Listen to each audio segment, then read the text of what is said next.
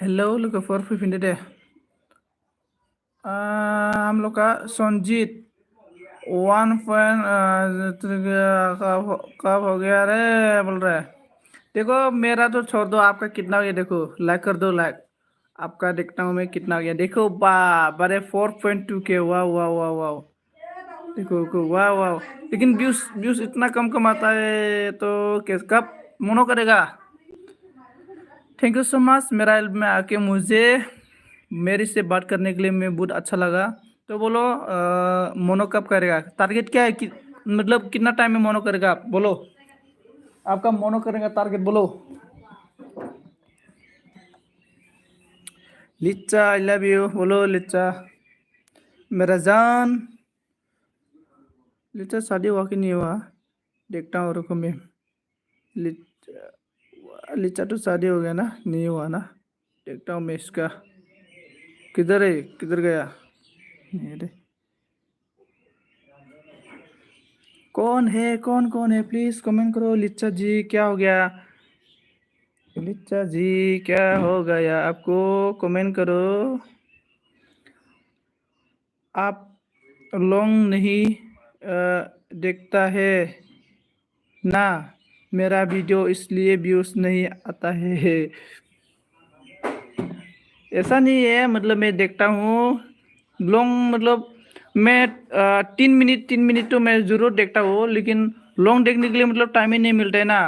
तो तो ऐसा काम करो, मेरा वीडियो भी फुल फुल वॉच करो, मैं भी आपका वीडियो फुल फुल वॉच करेगा, होगा तो होगा जाएगा आराम से। देखो लिसा जी आपका चैनल कितना मान हो गया देखता हूँ को। 2021, 22, वाह 23, 24, वाह इतना पुराना चैनल है। कब मनो करेगा, वाह इतना पुराना चैनल लिचा। आपका तो इतना पुराना चैनल तो आपका तो WT तो मानली मानली काटता ही होगा।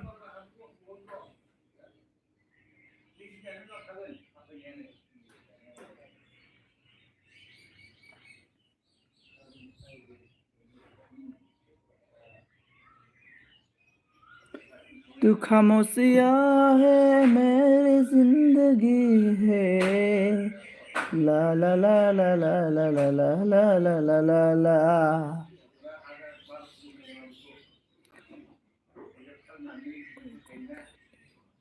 ये इसको इतना देखो ना, मैं आपको क्या बोल रहा है, इसको अभी आप कंप्लीट करना है तो मतलब देखो क्या बोलेगा, मैं हिंदी में हिंदी में मुझे बोलने के लिए इतना फास्ट नहीं होता है, फिर भी मैं आपको बोलता हूँ। हम लोग का जो चैनल है ना, जो है ना यूट्यूब, ये हम लोग को टारगेट दिया है कि हम लोग 365 डे में ही 4,000 करना पड़ता है और 1K करना पड़ता है, लेकिन हम लोग कर नहीं पाया। तो हम लोग का चैनल क्या हो सकता है, हम लोग का चैनल ये हो सकता है, लेकिन देखो हम लोग 365 मतलब 12 माह मतलब 1 साल, मतलब हम लोग 1 साल में हम लोग जो अभी हम लोग को टारगेट है हम लोग का वॉच टाइम, इसको हम लोग कंप्लीट नहीं कर पाएगा तो हम लोग का मतलब 1 साल में हम लोग का 12 महीना होता है, 12 महीना में लेकिन हम लोग कर नहीं पाएगा ना। तो हम लोग का 13 महीने में घुस जाएगा ना हम लोग का चैनल, तो हम लोग का पीछे वाला एक महीना का कितना WTI इसको काट देगा और आगे वाला को प्लस करेगा। तो ऐसा होता है, इसलिए 1 साल से पहले हम लोग मोनो करना चाहिए। WT ऐसा काट के जाता है। हेलो हेलो हेलो हेलो राजना नहीं अब नुआ, हेलो हेलो। हाँ तो इसलिए तो मतलब प्रॉब्लम होता है, मतलब मोनो करने के लिए प्रॉब्लम होता है, इसलिए मतलब आप ऐसा काम करो तो ऐसा काम करो जो अभी मतलब मार्केट में जो वीडियो चल रहा है ना, ऐसा सिस्टम का वीडियो बनाने के लिए स्टार्ट करो, तो ऑटोमेटिक मतलब आपका भी चैनल वायरल हो जाएगा। लेकिन मैं नहीं कर पाया है ना।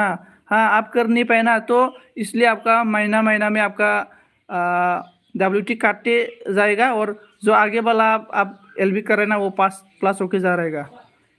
संजीत नावला नावली उन्होंने नावली, तो इसलिए आप ऐसा काम करो, देखो आप ना अच्छा अच्छा वीडियो बनाओ जो आप लोग मतलब ऐसा देखो अभी देखो ये एग्जांपल मैं आपका चैनल में चला गया, ये वीडियो बनाया है ना मैं, देखो आपका वीडियो ये फास्ट है कितना, ये वीडियो आप बनाया है, ये वीडियो में आपका मतलब व्यूज नहीं आया, लोग इसको वीडियो को नहीं देखा, तो आप ऐसा करो ये वीडियो को लोग नहीं देखा है ना, तो इससे और ज़्यादा बेहतर में बनाना पड़ेगा, और ज़्यादा बेहतर ऐसा, और ये नहीं इसमें थोड़ा ज़्यादा व्यूज आएगा, और आप सोचो थोड़ा ज़्यादा व्यूज आएगा, और अच्छा बनाना पड़ेगा, और अच्छा बनाओ, तो ऐसा ट्राई करना पड़ेगा तो हो जाएगा, टेंशन नहीं है, हो जाएगा हो जाएगा। और आप फुल वीडियो वॉच करना संजीत, हाँ हाँ जरूर जरूर मैं वॉच आप करके देगा। आदा मा ओंख्रि जानाय होनदों?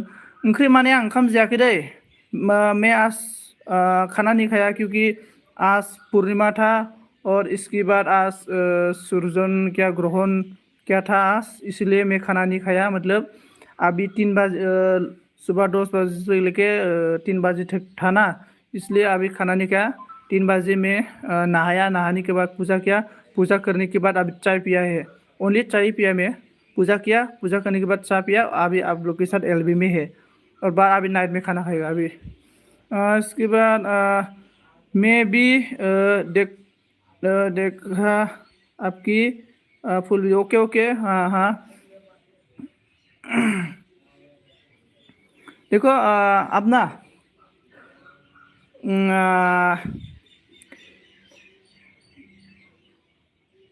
सपोर्ट करो, संजीत बोल रहा हाँ सपोर्ट कर रहा हूँ, ओके उन्होंने ओमफ्राय बसुमतारी अनामिका हेलो सनाफोर नावदारना हेलो हेलो हेलो दे कमेन्ट खालाम दे, कमेन्ट खालाम, कमेन्ट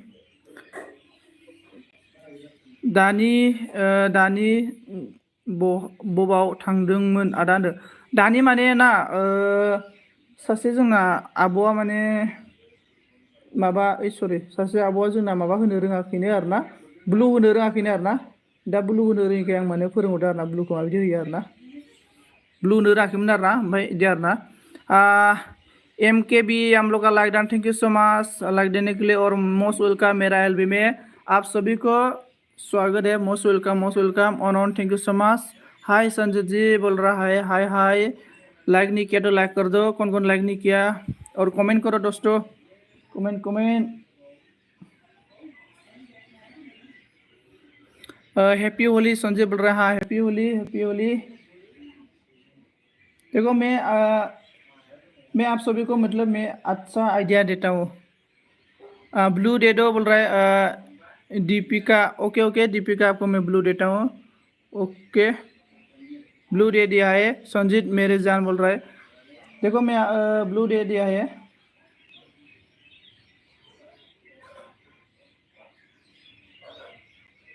संजीत जी मैं भी ज्वाइनिंग किया आज पहले बार आपका LB में, हाँ मैं भी आपका LB में गया था, मतलब लाइक करके आया था मैं भी आपका LB में। और देखो मेरा टारगेट ये है कि जैसे अभी है, मतलब मैं अभी यूट्यूब कर रहा है, तो मैं सक्सेस हो ना हो, मेरा फ्रेंड लोग सक्सेस होना चाहिए, जो मैं ऐसा मेरा टारगेट, जैसे मैं अभी सक्सेस नहीं हुआ तो आप लोग सक्सेस होना चाहिए, आप लोग सक्सेस होना चाहिए, मतलब मैं ये सोचता है, इसलिए मैं हर किसी का वीडियो देखता हूँ, हर किसी का किसी को मतलब मैं LB में जाके सपोर्ट करता हूँ। जो पर्सन मेरा LB में नहीं आता है ना, फिर भी मैं इसका LB में जाके मैं लाइक वगैरह करके आता हूँ मैं। और मेरे चैनल पर जाओ प्लीज़, वीडियो पर कमेंट कर सब करो बोल रहा, हाँ मतलब अभी तो मतलब नहीं होगा, देखो मैं अभी LB दे रहा है ना, तो दीपिका आपने ना मेरा वीडियो में जो मेरा फर्स्ट वीडियो है, मतलब अभी जो मैं आज डाला है वीडियो, उस आज में जो वीडियो डाला है इसमें मतलब आप वीडियो फुल वॉच करो और इसके बाद कमेंट करो, इसके बाद और सब करो, तो मैं आपको LB बंद करने के बाद ज़रूर रिटर्न कर देगा। मेरा LB नहीं आती हूँ बोल रहा है, हाँ जाएगा ज़रूर जाएगा, मतलब जाएगा। on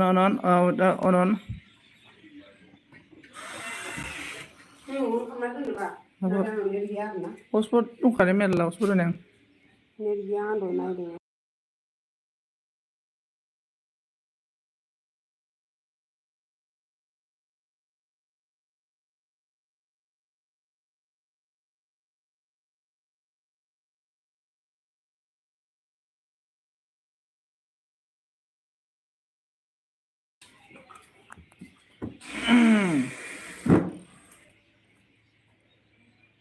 बोलो बोलो और क्या क्या पूछना है पूछ लो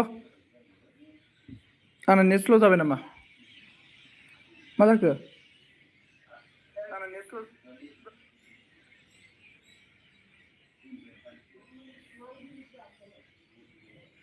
हटस्पट लादोंना मारो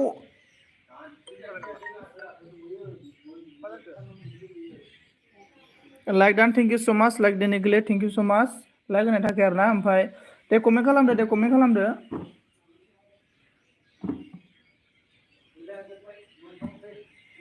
खालामदो दे माबाफोर सोंनो गोनां दंबा सोंबानो जाबाय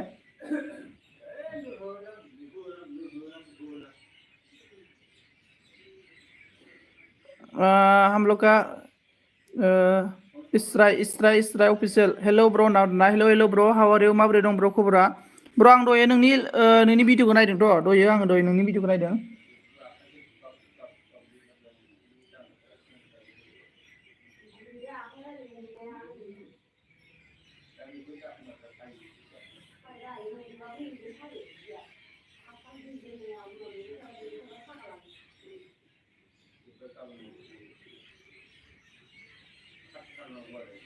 लाइक दान थेंक इउ स' माच ओमफ्राय सोर सोर दं कमेन्ट खालामबा जाबायमोन सोर सोर दङ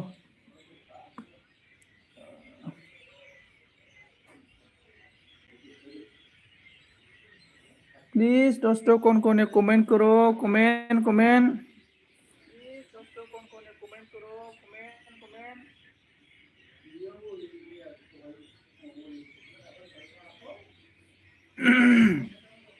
दीपिका ने क्या बोला अभी मेरे चैनल पर जाओ प्लीज सपोर्ट मी बोल रहा है देखो ना मैं अभी एलबी दे के आपका एलबी में जा नहीं सकता फिर सब नहीं है देखो आपको मैं सब क्या है ऑल हो गया ना अभी मैं आपको बाद में वीडियो देखेगा ठीक है देखो आपका सब हो गया चेक करो आपका सब हो गया और बाद एलबी बंद करने के बाद आपका वीडियो में रनिंग करेगा Deepika hello Deepika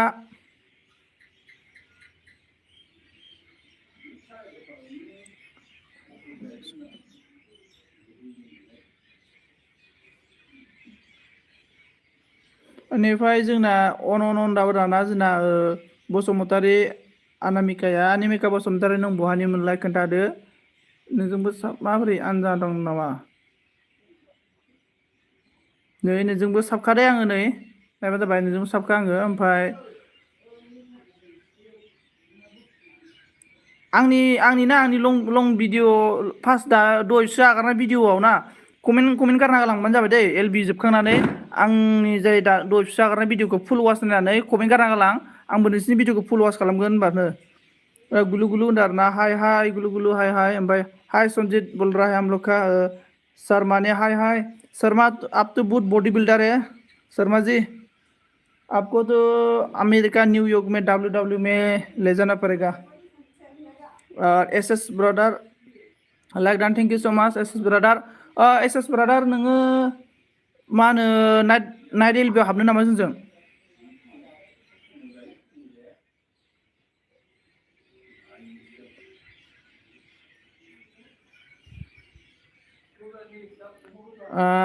ten like दान गुलु गुलु नो thank you so much like देने के लिए गुलु गुलु थैंक यू सो मच गुलु गुलु कौन है देखता हूँ मैं आईडी है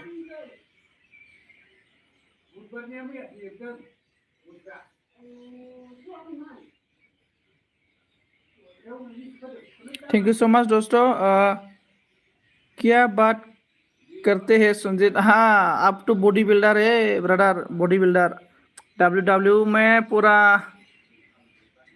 WW में नाम रोशन करना पड़ेगा हम लोग का आसाम का है ना ब्रदर आप आसाम का नाम रोशन करना पड़ेगा ब्रदर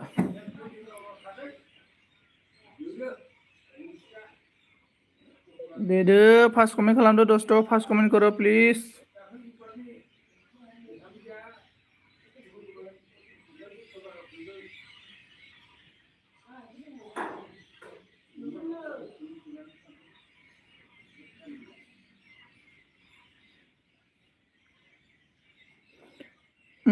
आसाम का हुआ दादा ओके ब्रादार আপুনি অসমৰ নাম ৰচন নাম ৰাখিব লাগিব মই বেছি এছামিছ ক'ব নাজানে দেই মানে ইমান স্পেচিয়েলি নাজানে আৰু না মই এছামিছ ক'ব इसके बाद आम लोग चिरांनि नाव दारना जोंना बसुमतारी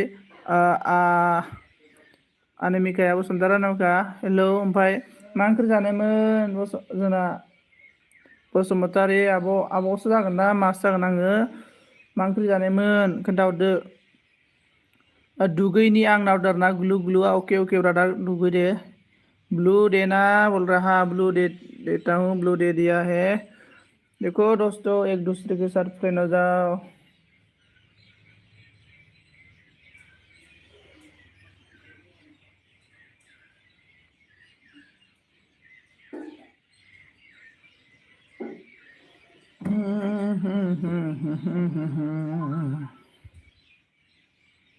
फाव सुयोबा एलबि होना होबायना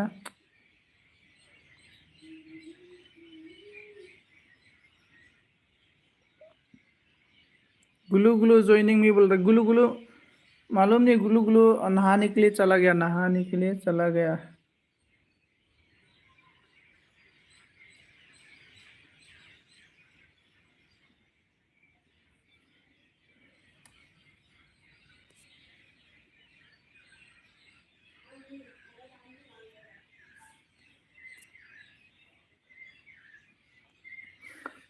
वाह हरी हा तू ही माता तू ही पिता है तू अंतर्यामी सबका स्वामी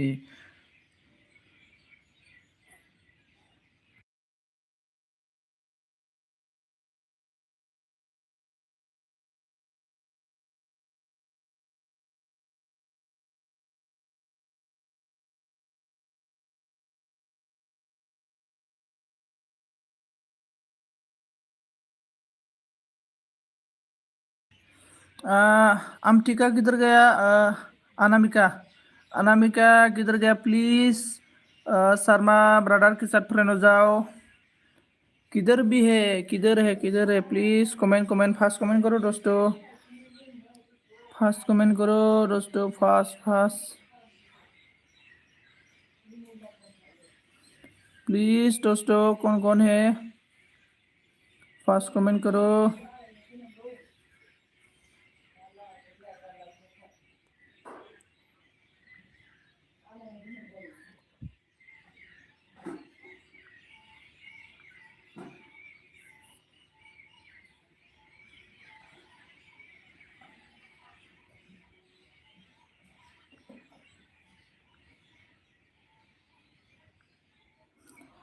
आबो लाबो जाया आबो मा होनो आब'बाबो जायो बाजैबाबो जायो ओके आब'बाबो जायो बाजैबाबो जायोना ओके ओके संजीत आपका घर किधर है मेरा घर उदालगुरी में उदालगुरी जोंना मा ओंख्रि जानायमोन खोन्थादो दे बसुमतारी आब' बै बसुमतारी आब' ओमफ्राय जोंना नै एस ब्रादारा अनाव दं आरोना एस ब्रादार नाइट एलबियाव थानो नामा ब्लु होनाखौ लाफिनसै दे आङो कौन है प्लीज कमेंट करो गाइस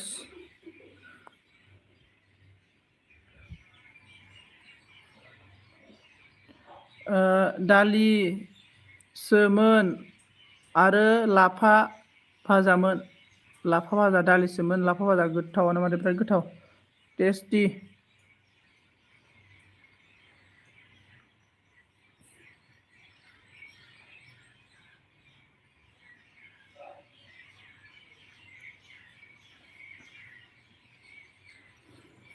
6% है, 6% में एक कौन कौन है प्लीज कमेंट करो।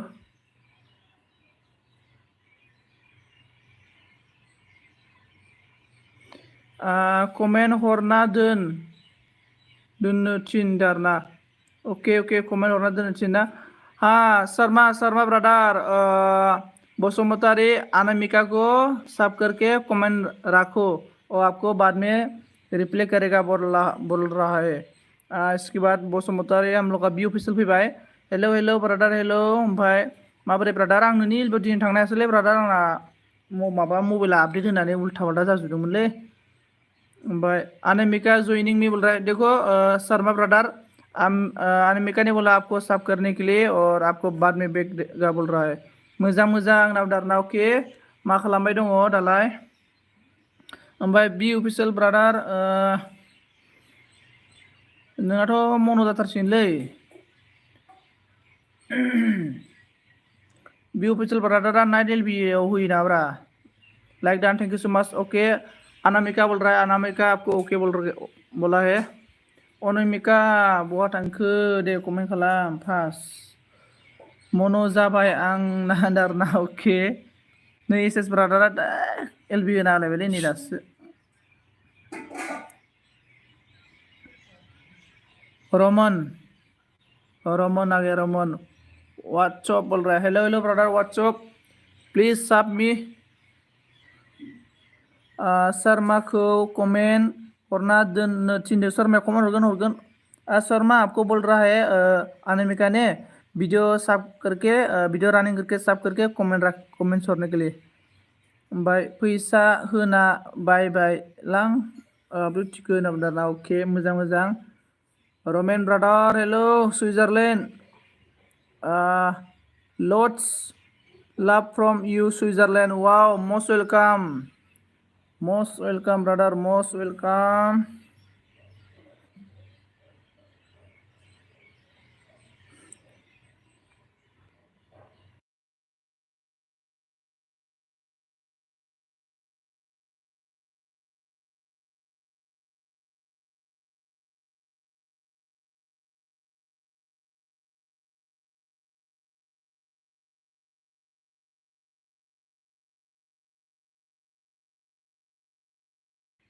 On Roman brother, most welcome to my live stream. जना बी official brother like done, thank you so much. आमटिका सब कमेंट क्या है? आमटिका नोङो सब खालामबायनो दे, कमेन्टबो खालामबायनो।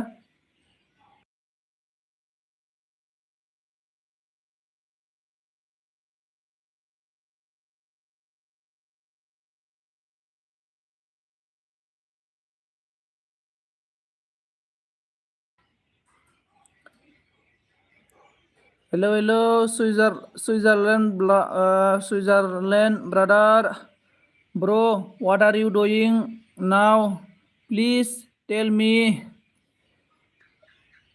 इसके बाद जोंहानि बसुमतारियाबो ओके होनदोंमोन आरोना।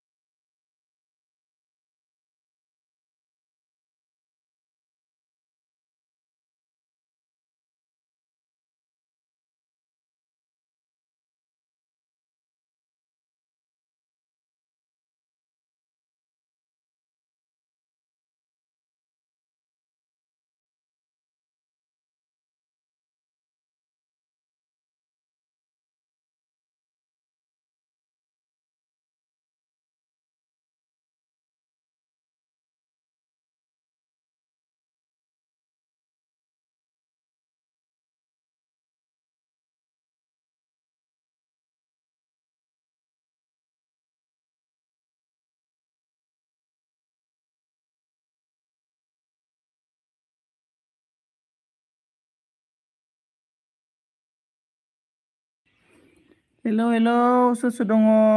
कौन है please comment. Hello brother,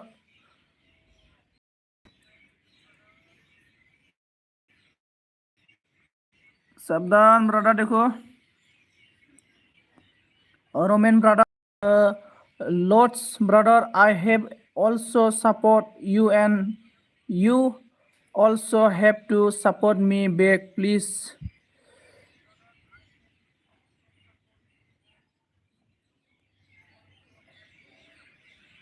Dini mancing gaya mata, dini mancing gaya sesuatu.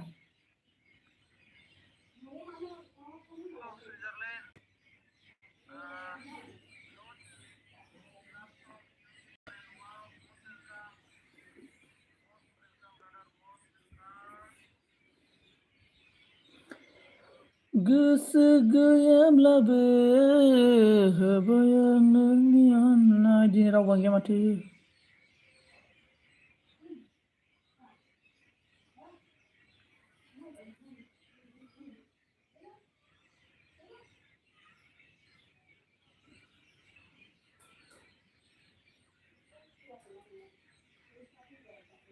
Hai ना उदारनानै जोंना आब' फैबाय. जुमुना आब' हेलौ हेलौ. ओमफ्राय जुमुना आब' मा खालामदों दे बुंदो.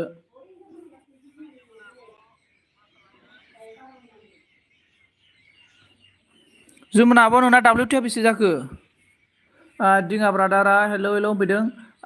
दिपिकाया बुंबाय मेरा 278 साब करवा दो प्लीज टू सपोर्ट मी बोल रहा है. देखो ना सब्सक्राइब मत लिखो, सब लिखो. देखो आपको मैं ऑलरेडी सब किया है. देखो आप देख सकते हैं ऑलरेडी आपसे सब है मेरा. और आपका वीडियो में एलबी बंद करने के बाद आपका वीडियो रनिंग करके आपको कमेंट करेगा ब्रदर. नो टेंशन ब्रदर या सिस्टर हो जो भी हो. Like don thank you so much दिङा ब्रादार लाइक होनायनि थाखाय. आं मार्केट फैदों होनदों. Okay brother thank you so much आंनि एलबीआव फैनानै सापर्ट खालामफैनायनि थाखाय. जोंना बसुमतारिया अन थैंक यू सो मच. इसके बाद जुमुना आब' मा खालामदों बेनिफ्राय कमेन्ट खालामदो दे.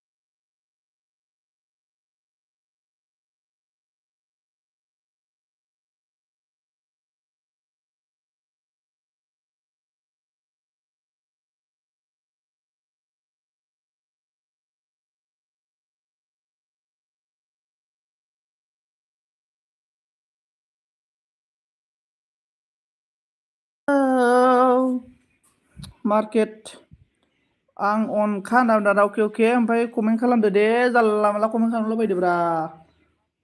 बैसिमिन दैसायाव नोंनि बे दुगैनाय दै गाथोनाव बेसे मोजां बेसे सुदेम देग्लायनि बैसागा. जाखांफैयो नोङो सिमिन दैसायाव.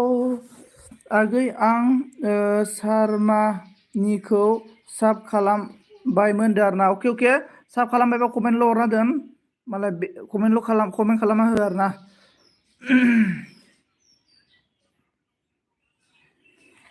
शर्मा आप किधर है? आपको साहब क्या है? हम लोग का अनामिका दीदी ने आं मा सानदोंमोनथाय र'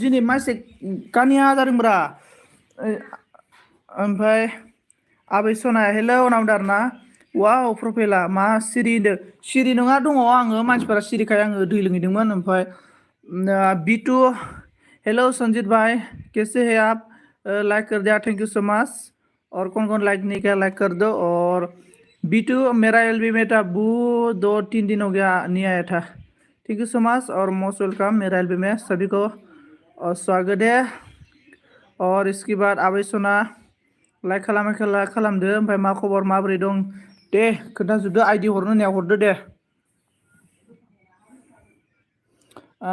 B2 new friend joining me बोल रहा B2 के साथ जॉइनिंग हो जाओ जोंना नै आब'आ अनामिका आब'आ अन थैंक यू सो मच आब' ओमफ्राय आब'ना बेसे गोबाव जाखो चेनेल खुलिनाया आरो नायनो आङो ओमफ्राय एसे खोन्थादो दे आइडियास नभेम्बर 14 अके थिगानो आई एम अके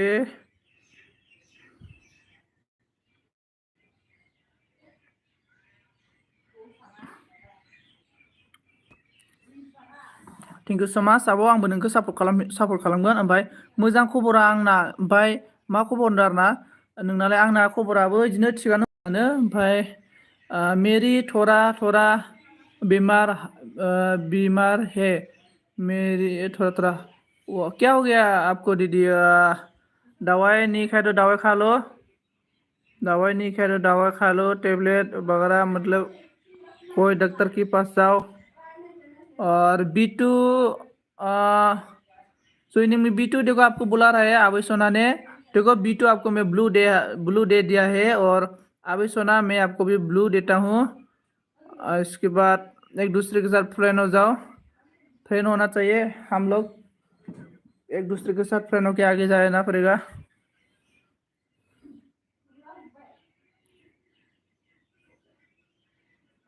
ओके अभी बोल रहा है ओके आगे बोल रहा है ज्वाइनिंग हो जाओ एक दूसरे के साथ फ्रेंड हो जाओ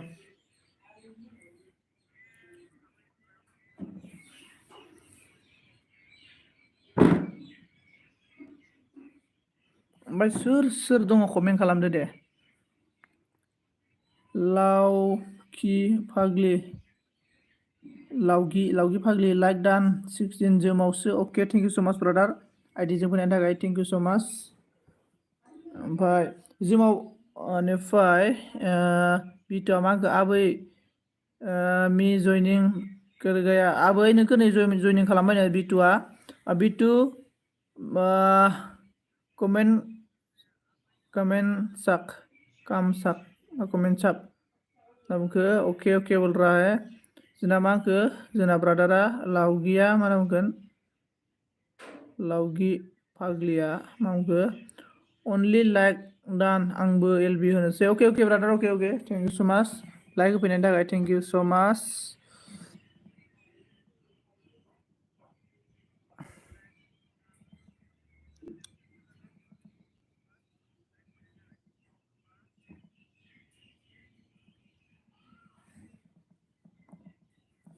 ओमफ्राय सोर दङ कमेन्ट खालामदो थ' 6 जन गाहाम दं कमेन्ट खालामथारा माथो रावबो सासेबो कमेन्ट खालामदो दे भाइरेल जानो रोंला नामाब्रा चेनेलालाय शेयार खालामना होनो आं र' फेसबुकफोराव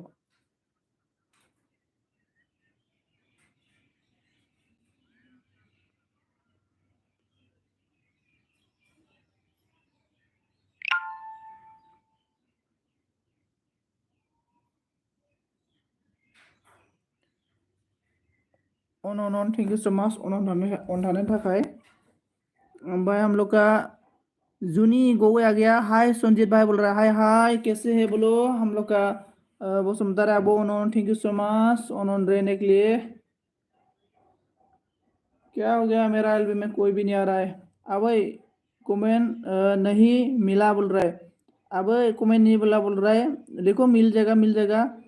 एलबी करूँगा। Okay okay brother okay okay okay. Thumbs up like don thank you so much brother like देने के लिए। माना मनलाय हम लोग का सेट ब्रदर भी आ गया। Hello hello brother hello most welcome सभी को। Hello hello hello.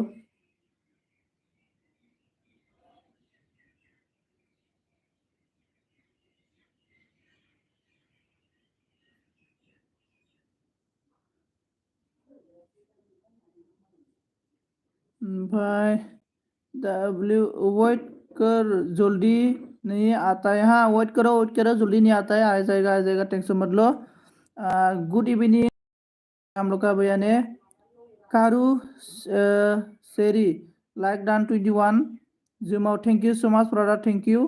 हमारा थम्सअप ब्रदर मोरा बोल रहा है और ओके अभी सुना बोल रहा है। हम लोग का जुनी ने क्या बोला 21 like don thank you so much okay like देने के लिए। बाय 500 MB देना बोल रहा है। 500 MB माजों हर रहा है 500 MB ब्रदर आना गूगल पे रिया ना। एनिफ्राय हाय थम्सा बोल रहा है। हाय जुनी गोगोई बोल रहा है। यस बोलो बोल रहा है।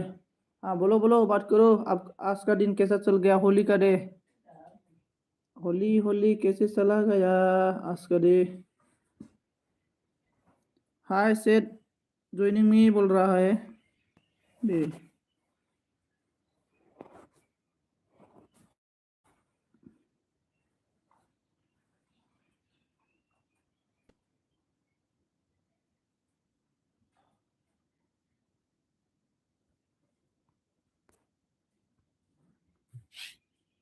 अरे जाने माखौ भी नहीं दूंगा थांले।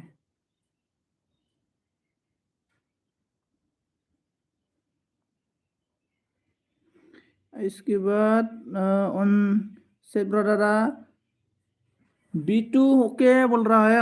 Anjali Dimary like done position thank so much B2 thank you Seth बोल रहा है। और आबै सुनायमा बसुमतारी लोगो जादो दे ना ना ना आबै दे नै बसुमतारी आबैजों लोगो जा।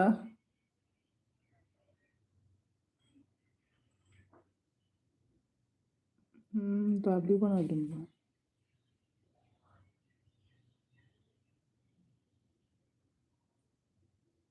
वो दो।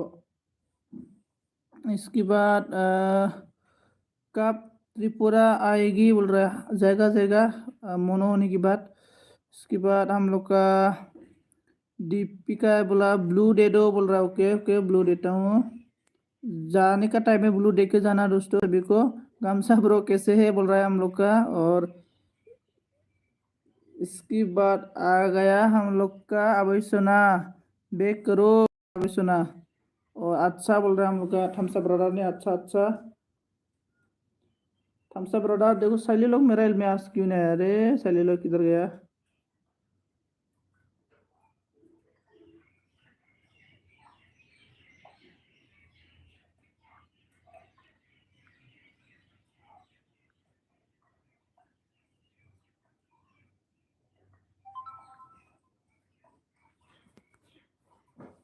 On thank you so much. एनिफ्राय मेरा 278 कर दो प्लीज। देखो ना दीपिका ब्रदर सब्सक्राइब मत लिखो ओनली सब लिखो SUB लिखो। SUB लिखने से सभी को मालूम होता है लेकिन इतना फुल मत लिखो। और देखो ना एक दूसरे के साथ फ्रेंड हो जाओ और एक दूसरे को मतलब बोलना नहीं चाहिए। मतलब एक दूसरे का आपको ब्लू दे दिया है ना डायरेक्ट तुरंत जाओ। जाने के बाद वीडियो रनिंग कर दो और सब करो और कमेंट करो और बोल दो मैं आपको सब क्या है और आप मुझे बैक कर दो बोल दो आराम से हो जाएगा। तो अब मैं भी ऐसा करके आज का टाइम में मेरा भी 1K हो गया ना इसलिए तो ऐसा करो। नहीं तो बोलेगा मुझे सपोर्ट में मुझे ज्वाइन करो ऐसा करने में ना पूरा दिन मतलब टाइम चला जाएगा, बर्बाद हो जाएगा। इसलिए बोलो मुझे ब्लू चाहिए, ब्लू मिल गया, डायरेक्ट जाओ सब करो, बोलो मैं आपको सब क्या है बेक कर दो, आराम से मतलब ऑटोमेटिक भर जाएगा।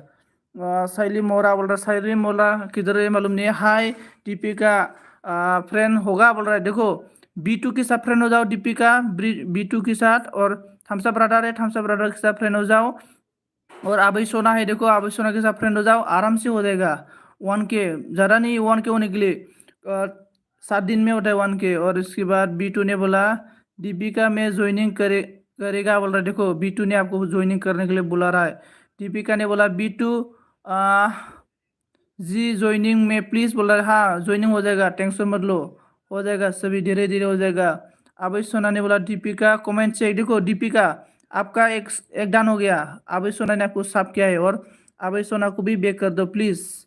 और इसके बाद बसुमतारी ने क्या बोला, अभी सोना साबधान, अभी सोना ने गणेशना बसुमतारी अब साफ खालामबायनो करोना आ गया मोरा संजीत 1K हो गया रे बोल रहा है। हाँ इतना मेहनत करने के बाद 1K हो गया। हाँ आप लोग का भी हो जाएगा, टेंशन मत लो, धीरे धीरे सभी का हो जाएगा, सभी हम लोग एक साथ में जाना है। संजीत भाई सपोर्ट करो प्लीज बोल रहा है। देखो मैं ब्लू देता हूँ ना, एक ब्लू दे गया आपको, एक दूसरे के साथ फ्रेंड हो जाओ। और अभी सोना को भी मैं ब्लू देता हूँ, अभी सोना उनको भी ब्लू भेंगे। देखो मेरा में हर किसी का सभी को मैं ब्लू दे दिया है, तो फ्रेंड हो जाओ। और करुणा प्लीज लाइक कर दो। और इसका बोबिटा किधर है, मेरा में अभी आया नहीं है। देखो करुणा, मैं आपको आपका LB नाइट में कितना टाइम में था?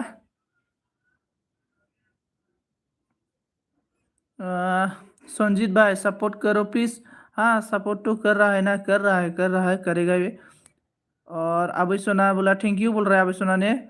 और B2 ने बोला दीपिका साफ कर दिया, कमेंट चेक करो 278 हो गया आपका। देखो दीपिका ब्रदर ब्रदर या सिस्टर, देखो आपको B2 ने साफ किया है, और B2 को ब्लैक बेक कर दो। Like done, thank you so much Karuna ji. Karuna ji आपका नाइट में LB कितना टाइम में था?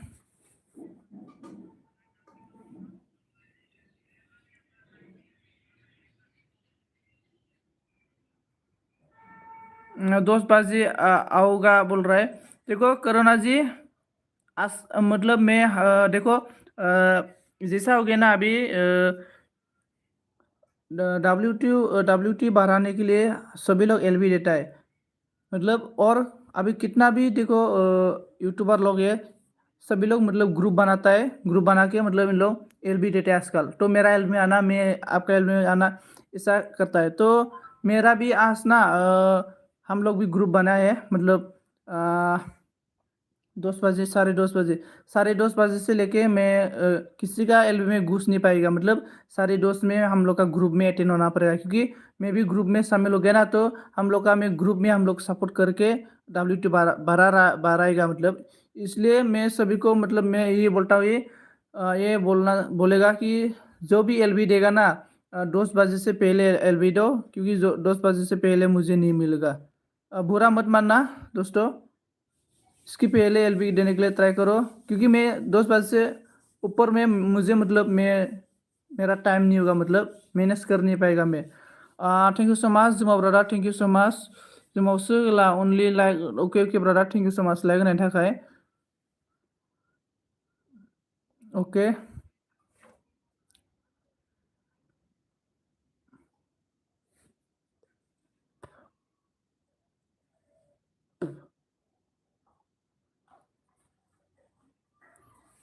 कौन है प्लीज कमेंट करो। सारोना सारोना करोना आ गया, सारोना शैली, और कौन कौन था, किधर गए इन लोग?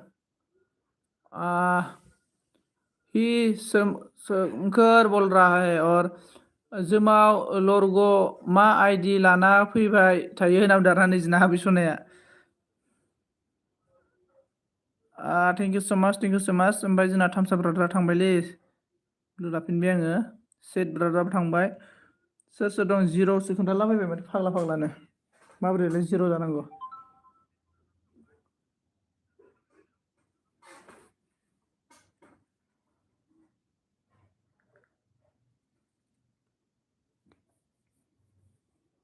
Hello hello hello comment comment comment अन थैंक यू सो मच अन थानायनि थाखाय थैंक यू सो मच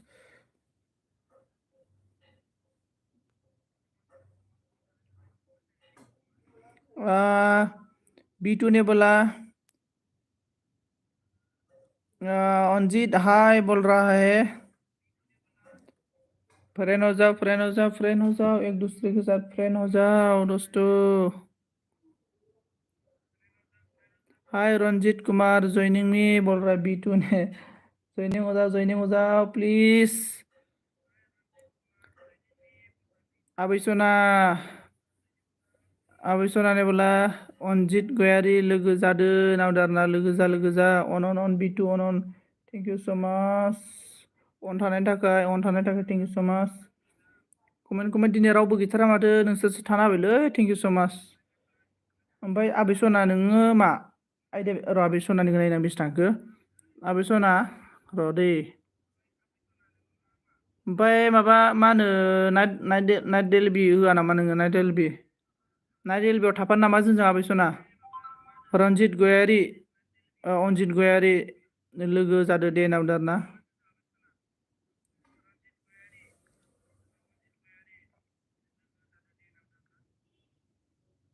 लोगो जा मानो सिरि जाखो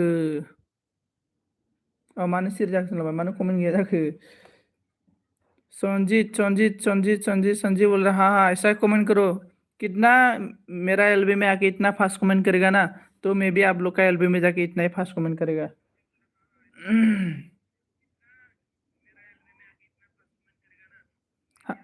B2 का कितना चला गया B2 का तो 300 होने जा रहा है B2 आप कहाँ से था B2 आप कहाँ से था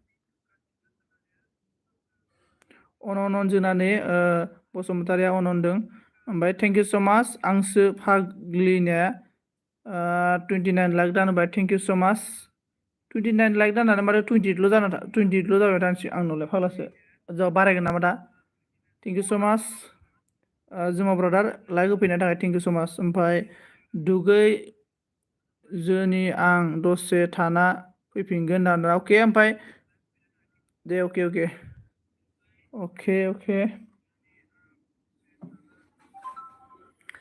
बसुमतारी अमटेका साहब कर दीजिए बोल रहा है जोंना बसुमतारी आब' नों साब खालामाखैमोनलाय इखो मा जाखो माथो सिरि पास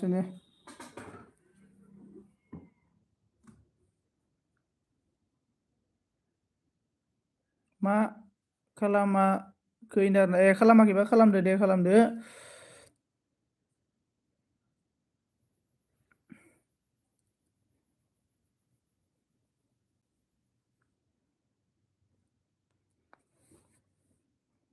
देखो दोस्तों कमेंट करो फास्ट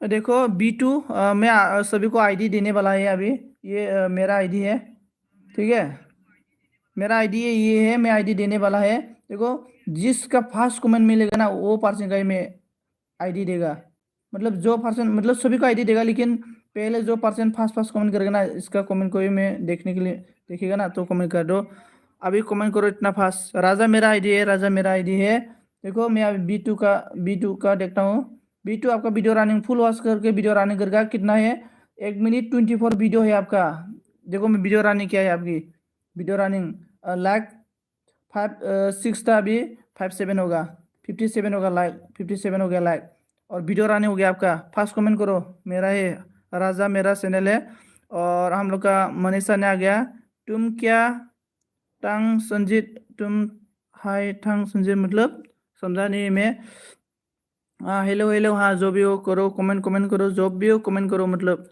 ऐसा जितना कमेंट फास्ट करो कमेंट फास्ट थोड़ा लेट हो गया फास्ट कमेंट करो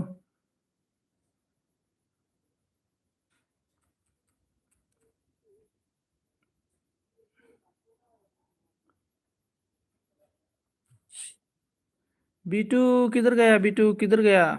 कमेंट ही नहीं किया। Comment nice, thank you so much. आपका वीडियो रनिंग हो रहा है बीटू का। और कौन कौन है प्लीज कमेंट करो।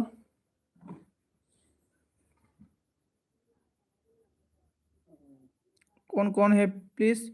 मोनिसा हाँ कमेंट करो मोनिसा आं अनखा आगो सना ओके नोंनोबो हरगोन दे, नोंनोबो हरगोन आब' मोनसे सभी को एक आईडी मिल जाएगा।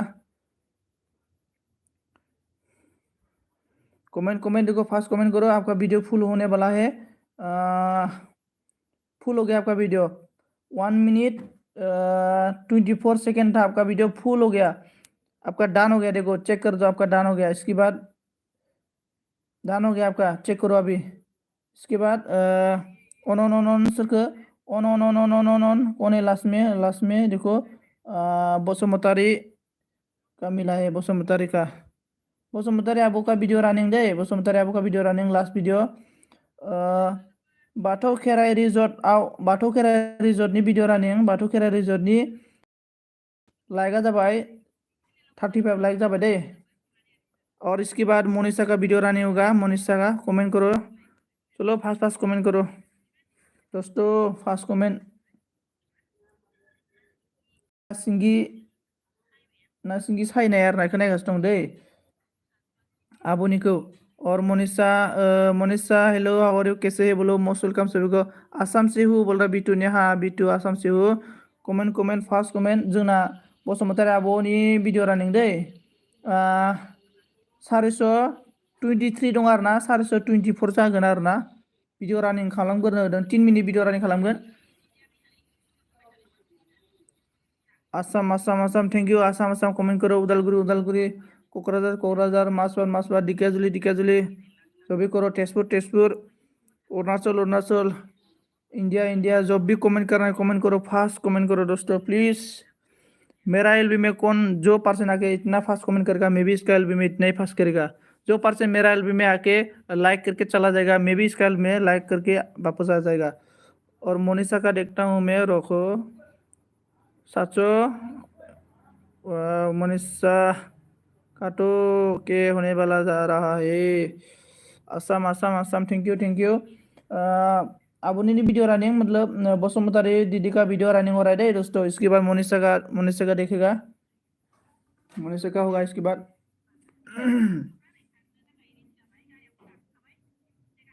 गारियाव गाखोबाय आरो ना।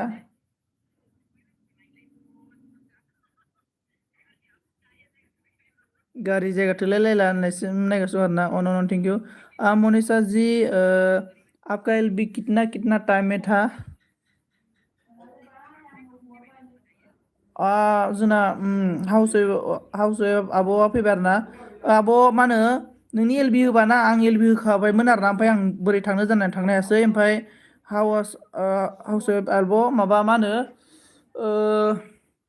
आं मोनसे भिडिअ हरदोंमोन दै, माने ब्लुखौ माबायदि होयो हरदोंमोन आं मोनसे भिडिअ बानायनानै। ओमफ्राय अन थैंक यू सो माच। गुड मर्निं गुड इभिनिं अके आगै नावदार ना। अके जोंना बसुमतारिनि भिडिअ रनिं जागासिनो दङ। बसुमतारि आब'नि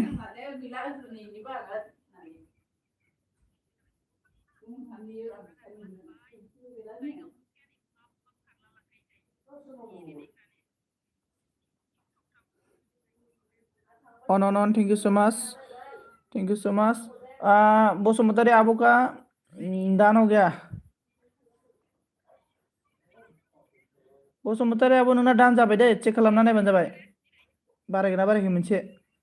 इसके बाद मैं देखता हूँ मोनिसा का हाउस वाइफ आबो नोंनोबो हरगोन दे। मोनिसा का वीडियो रनिंग दे। मोनिसा आपका वीडियो रनिंग आपका 705 है ना, 706 होगा आपका, 706 होगा। मोनिसा दीदी का ना आपका वीडियो में मतलब कमेंट को क्यों कमेंट दे नहीं सकता है आपका वीडियो में, ऐसा क्यों करता है? ओके संजीत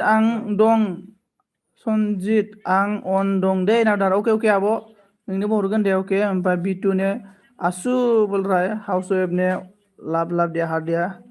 और मोनिसा अनन me and my life Like done. Thank you so much. On. On.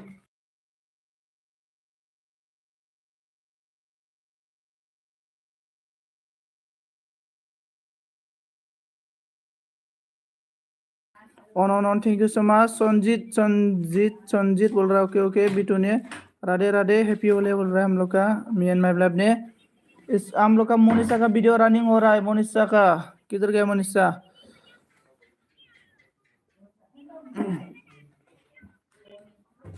ये माबोरै अफ जालांखैलाय? जीरो फैखाबा माथो हाँ? जीरो फैखाबा कमेंट करो दोस्तों। कमेंट करो कमेंट। हम लोग का मोनिशा का वीडियो रनिंग हो रहा है। मोनिशा का वीडियो रनिंग कमेंट।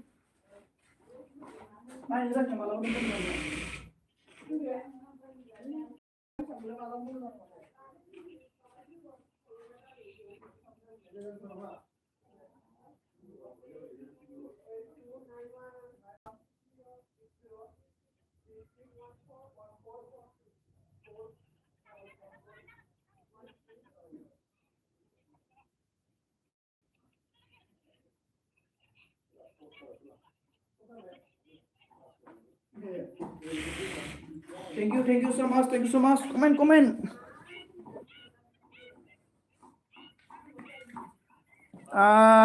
डन हो गया दीदी।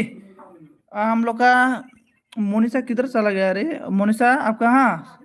मोनिशा आपका 706 हो गया। 706 होगा मोनिशा का। इसके बाद किसका देखेगा मैं? On. Thank you so much सभी को। Thank you so much. Thank you बोल रहा है। इसको दे गया। जुमुना वो हाउस वेब आबो थांगो हाउस आबो नोंनि वीडियो रन दे। हाउस वाइफ आबो का वीडियो रनिंग हो रहा है। उसके बाद जुमुना दं मिंगना फैदों दारना। ओके मिंगना फैबाय आरोना। बेनिफ्राय आंजों माबा रायलायनो होननानै नाम्बार बिनाया आदा सन्जयनाव लायासै। थम्स अप ब्रदर ने बोला BM का LB देखो संजीत भाई गाड़ी में भी हो बोल रहा है। क्योंकि मेरा BLB चल रहा है ना। तो इसके बाद हम लोग का सबू ने आया है। हेलो बोला hello most welcome like done. Thank you so much. इसके बाद मोनिशा ने ऑन धरना आबोनी वीडियो रनिंग जना आबो हाउस वेब का वीडियो रनिंग। इसके बाद जमुना दीदी ने क्या बोला? दहाय जीबी खौनो थिनायावमोन नामा होननानै। Thank you so much. Thumbs up brother ने बोला MB भाई अभी गाड़ी में है जाती 10 बजे होगा। ओके। और सुबी ने बोला how are you? I am fine. वान्डाफोर gaming hello bro like don. Thank you so much वान्डाफोर गेमिंग। ओमफ्राय वान्डाफोर गेमिंग नोङो मा मन' खालामनो गोसो गैला होमबा ब्रादार? मन' खालामनो जोंना हाउस वेबनि भिडिअ रानिं सोलिगासिनो आब'नि।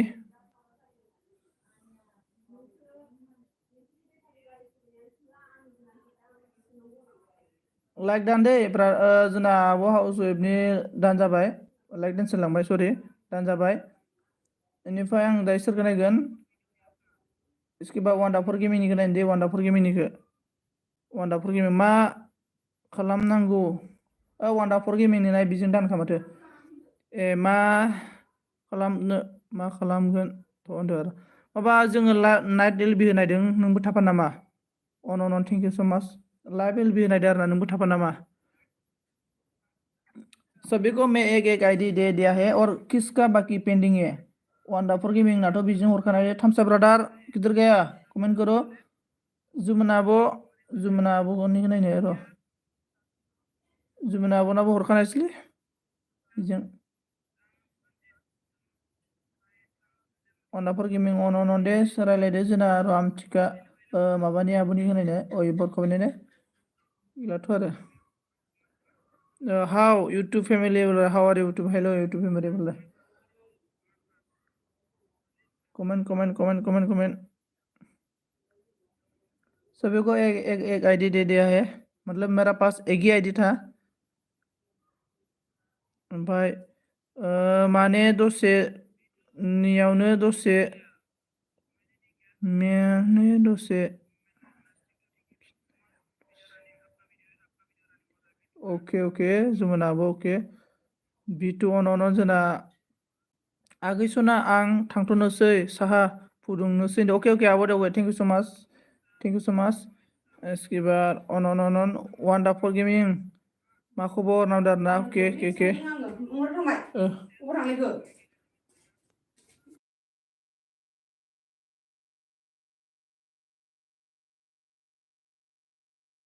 बेनिफ्राय इउ थेंक इउ सो माच इतना फास्ट इनके लिए।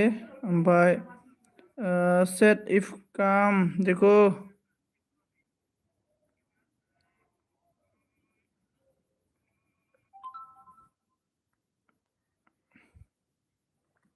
मैं आईडी चेंज करता हूँ और एक एक देगा सभी को,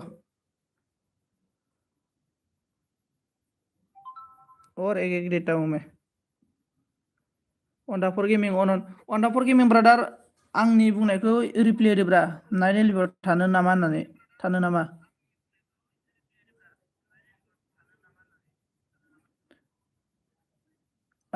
सब क्या आन मत करना सारे लोग, हाँ स्टिल ब्रदर हो गया रे।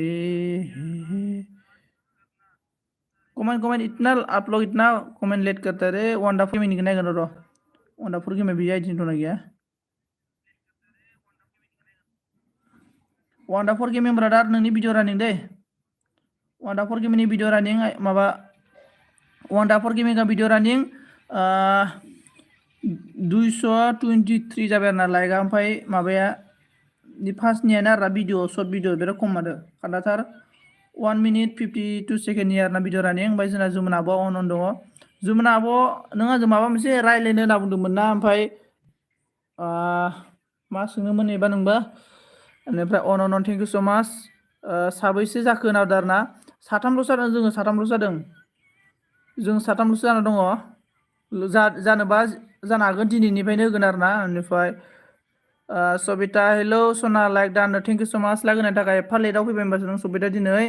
बेनिफ्राय मनिसा हेलौ बेनिफ्राय आसयबा अन दङ आब' नोंनो हरगोन। ओमफ्राय वान्डारफुल गेमिं वान्डारफुल गेमिंनि ब्रादारनि भिडिअ रानिं, वान्डारफुल गेमिंनि भिडिअ रानिं। सबिताया मा होदों आइडि हर सना होदों आइडि हरगोन टेनसन लानाङा। कमेन्टल' खालाम दे, जानला मानला कमेन्ट खालामलाबाय। फार्स्ट कमेन्ट एकदमबारे कमेन्टल' आरोना फार्स्ट कमेन्टल' खालामलाय। फार्स्ट कमेन्ट खालाम फार्स्ट। आंना दिनै नेटपेकआनो आनलिमिटेडलै लोगोफोर जोबनो थाङा। मथथे बेसेबांबा जोब्बाय नेटपेकआ, र' बेसेबां जोबखोथाय बुहुद थांबाय नेटपेकआ दिनै। अनलिमिटेड दिनै नेटपेकआ। कमेंट फार्स्ट कमेंट वान्डारफुल गेमिंग का वीडियो रनिंग चल रहा है। और इसके बाद जोंना सब अन ओमफ्राय जुमुनाबो होनदों गोदान लोगोफोर दंबा लोगो जादो दे आंजोंबो देखो। हाँ जो नया है देखो जुमुना दीदी के साथ भी फ्रेंड हो जाओ। जुमुना दीदी और बीटू अन ओके। वान्डारफुल गेमिंग आदों कमेंट देखा नहीं आपका चेक बोल रहा है। वान्डारफुल गेमिंग अन सिंपल हाय नावदों वान्डारफुल गेमिंग अन मनीषा हाय रब्बा बोल रहा है। हामबाय बोल रहा है। थैंक यू सो मच हामबाय। वान्डारफुल गेमिंग ना दान जाबाय दे। ऑल वान्डारफुल गेमिंग का दान, वान्डारफुल गेमिंग ना दान जाबाय। इसके बाद मैं देखता हूँ दे कमेंट खालामनाय जायनि लासैनो मोनगोन। कमेंट सबिता का मिल गया दे। सबिताया बेजों दानसो माथो, बेजों दानसो सबिता बेजों दानसो र' दा नायगोरनांसिगोन नोंनिखौ। बेनिफ्राय रुक' वान्डारफुल गेमिंआ दान जाबायना। इसके बाद अके सना हरगोन नोंनो र' नागिरगोन। कमेंट खालामदो दे गोजौ थांजोब्बाय। कमेंट करो कमेंट आप लोग का कमेंट ऊपर चला गया जोंना सेट ब्रादारनिखौ नायनो सेट ब्रादार भिडिअ रानिं। कमेंट खालाम दे सेट ब्रादार का भिडिअ रानिं। बेनिफ्राय हम लोग का SB स्टेटस आ गया लाइक दान thank you so much like देने के लिए जुमन आबो अन हाउस वाइफा अन दो हाउस वाइफ आबो नोंनो हरगोन दे हरगोन ओमफ्राय हरजोबगोन बयनोबो लासैनो माने कमेंट को फास्ट खालामनांगौ आरो कमेंट को मतलब कमेंट लोग को इतना फास्ट कमेंट करना चाहिए नहीं तो आप लोग का कमेंट ना ऊपर जाता है ना हमें कमेंट को नहीं मिलता है इसलिए कमेंट इतना फास्ट करो जिसका कमेंट मिलेगा इसका फास्ट दे देगा मैं आदि वंडारफुल गेमिंग अन अंडार ना वंडारफुल गेमिंग मा थाफानो नामा माथो जेबो बुङासै जोंना सेरिफ ब्रादारनि भिडिअ रानिं दै दे भिडिअ रानिं जासिन दे कमेन्ट फरायनोसै आङो बुंदो दे मा सोर मा ओंख्रि जाखो सबिता मा ओंख्रि जाखो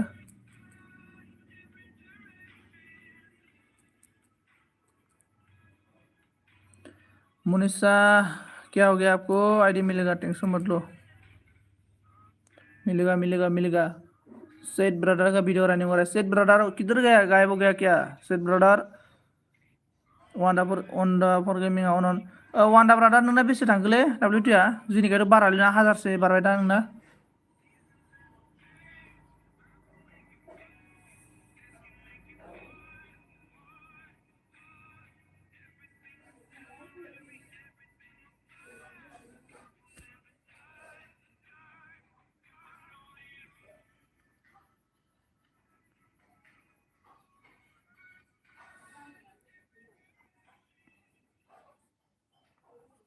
थार्टिल'सो 30 माने 3000 जाबाय नामा 300 30ल' बोरै जानांगौलै नोंना बुरजा जागोनदां good morning Mahini morning good evening sorry good evening on set brother का वीडियो डन हो गया 2 मिनट वीडियो डन हो गया 2 मिनट की ज़्यादा हो गया कितना 2 मिनट 6 सेकेंड का वीडियो डन हो गया इसके बाद देखा कौन सा किसका देखता हूँ माबानाथ' नोंना सबिता नोंगौ मोनगोन दे नोंना माने बिजों दानखा दा नायगोन आं इसोरनो हरग्रोजोबना लानो नाबा चाहिए मोनिसा आपका वीडियो रनिंग दे मोनिसा आपका वीडियो रनिंग पंकज ब्रदर आ गया like done thank you so much brother like देने के लिए हर हर महादेव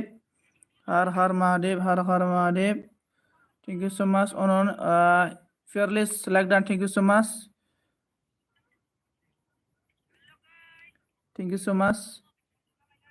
मोनिसा का वीडियो रनिंग हो रहा है हाउस वाइफ आब' नोंनो हाउस वाइफ आब' नों टेंसन खालामना नोंनो आं हरखागोन ओरैबाबो हाउस वाइफ आब' टेंसन खालामना हरखागोन आं नोंनो ओइ आसना आं दिनै ओंखाम जायाखैना सानसे ओमफ्राय दासो ओंखाम जानो लिंहरगोन ओंखाम दायो जासिगोन आरोना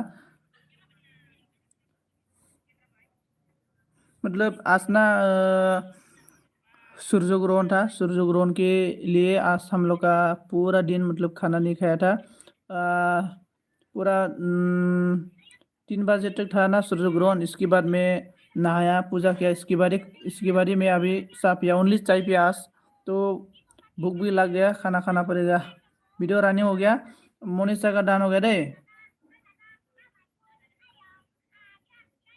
तो मैं मोनिसा का डान हो गया इसके बाद 1% जिसका आईडी देखा मैं जिस कमेंट मोनिसा का डान हो गया एक कमेंट B2 का देखा है B2 का डान करके खाना खाएगा मैं इसके बाद आईडी देगा B2 आपका वीडियो रनिंग B2 का video running on thank you so much Sabita नोंनोबो हरगोन दे टेंसन खालामनाङा ओमफ्राय जोंना नै 9 मिनिट दासो फैदों आं माने ओंखामसो जासिगोन ओंखाम सानसे जायाखै आङो ओंखाम उखैदों बिरादनो ओमफ्राय दा ओंखाम जानांसिगोन ना नेटपेकआबो एभेलेबेल मा खालामनो अन खालामना दोनाबा उपाय गैया कमेन्ट फार्स्ट कमेन्ट अके दे नाम दाना ओइ बायनोखौ मारिना फैनानै बयनि मबाइलखौ बैयाव सार्जआव सोना दोननांगौ ओके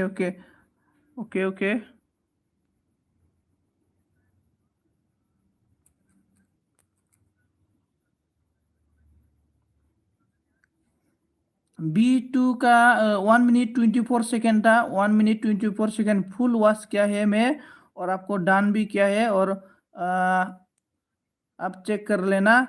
इसके बाद मैं बोल रहा दोस्तों, मैं अभी खाना खाएगा, खाना खाने की बाद ही मैं आप सभी का आईडी देगा। मैं एलबी बंद नहीं करेगा। कौन कौन मतलब कमेंट करते रहो, और आप लोग मतलब एक दूसरे के साथ बात करो।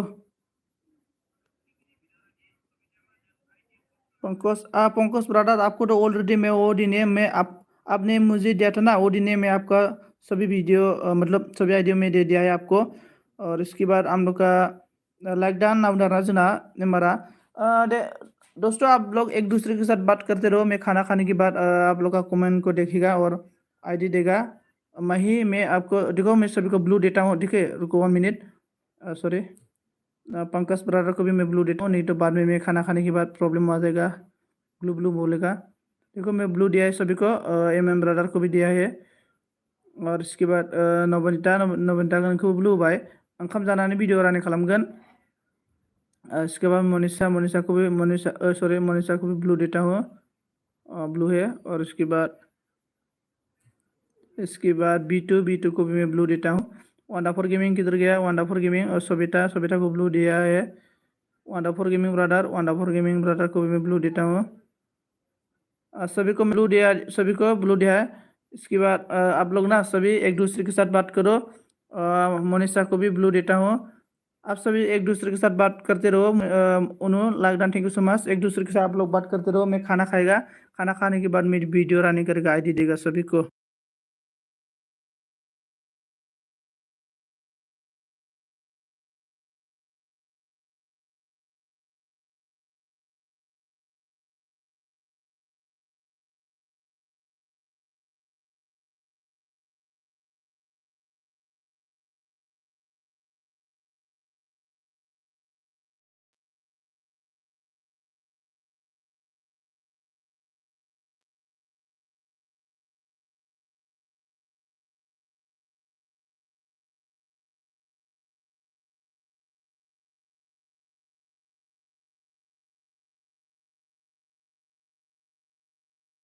र आं माबाखौ नुदोंमोन। ओके, संजीत मोरा बोल रहा। ओके ओके, एक दूसरे के साथ बात करो, और जो जो नया है ना सर के आप लोग मतलब सब ले लो। ठीक है, मैं आ रहा हूँ।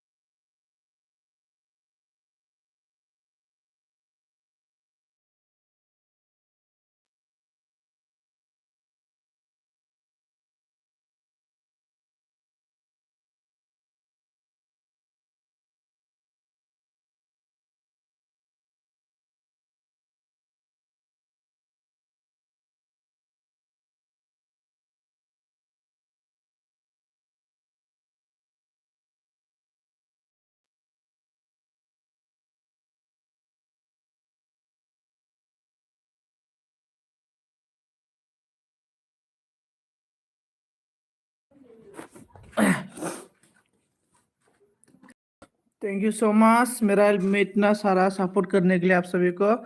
हम लोग का खाबू भी भाई, thank you so much, thank you so much. How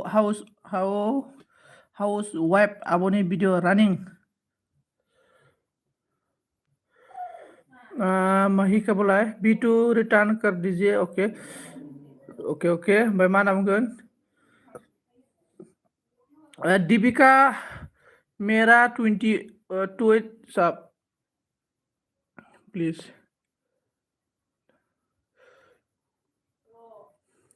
Deepika कविता माबा कविता ऑन और मोनिशा हाउस वाइफ, आप मुझे ज्वाइनिंग किया है बोल रहा पूछ रहा है। और विशाल ने on thank you so much. Karuna ने बोला दीपिका ज्वाइनिंग करो प्लीज। विशाल ऑन मा नाम है Kavita like don, thank you so much. Vishal on इसके बाद दाबखा ब्रादारा मा सिरि जाखोमोन होनदों। ब्रादारा ओंखाम जादोंमोन, ओंखाम जाहैदोंमोन आङो। दीपिका ने क्या बोला, करुणा जी ज्वाइनिंग को ज्वाइनिंग कर लिया है प्लीज बोल रहा है। करुणा जी आपको ज्वाइनिंग किया बोल रहा है दीपिका ने। और इसके बाद जोंना कविता वो ऑन ओमफ्राय निजोम बसुमतारी बोरै खबरफोरा ब्र आंखौ सिनायदोंना नामदारना। निजोम बसुमतारी बोरै खबरफोरा ब्र आंखौ सिनायदोंना नामदारना। ब्रखौथ' सिनायासै आङो, माने फट'खौ नुवासैना सिनायासै। ओमफ्राय मोनिशा बोला हाउस वाइफ मैं आपको 24 आवर्स के बाद रिटर्न करेगा बोल रहा है। हाउस वाइफ आपको 24 आवर्स के बाद रिटर्न करेगा बोल रहा है मोनिशा ने। कविता बोल रहा है मोनिशा हाय बोल रहा है। और मोनिशा ने बोला on thank you house on house wife मा आब'आ आं डाइरेक्ट ब्लग ना बुंसै दे आब'खौ। माने दीपिका साबधान डियार प्लीज बे करो। करुणा बोला दीपिका साबधान। और इसके बाद कविता ने बोला दानो ओंखाम जाबाय नामा होनदों आरोना। आं दिनै सानसे ओंखाम जायाखैमोन, सानसे दिनै उपबासमोन आंहा, ओंखाम जायाखैमोन सानसे, ओंखायनो दायो जाबाय। सुबु अन thank you so much. Subu दीदी sister thank you so much. On Pankaj Karuna joining done बोल रहा है। और विशाला ऑन। इसके बाद ऑन जोना हाउस वाइफ आब' नोंना डान जाबाय दे। इसके बाद मैं किसका देखता हूँ, जिसका कमेंट मोनिशा डान हो कि नहीं हुआ इसके देखता हूँ। रुको मोनिशा इसे डान है, पंकज का भी इसे डान है।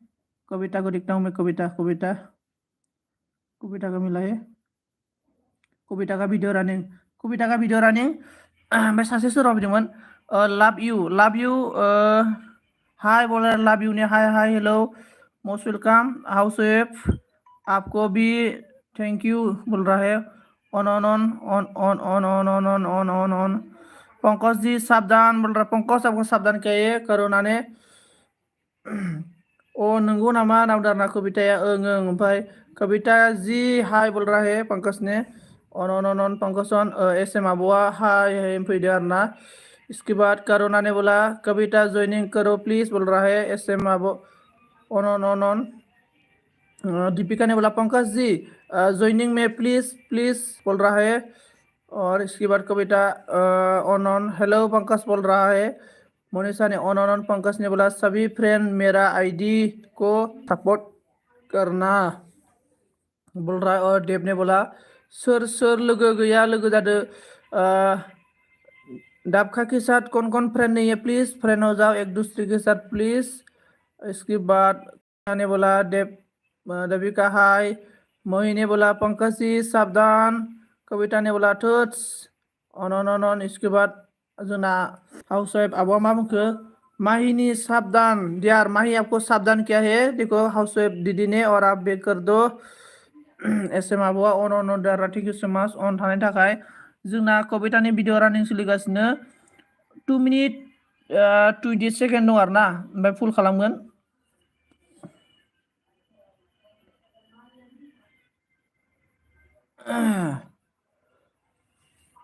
ऐसे माबो हाय ना बुंदों आरोना नै ओमफ्राय जोंना कविताया इसके बाद मनीषा ने ऑन इसके बाद लव यू ने बोला टूला यूट्यूब वाले में हेल्प करो लव यू ब्रदर के साथ भी जो नया है फ्रेंड हो जाओ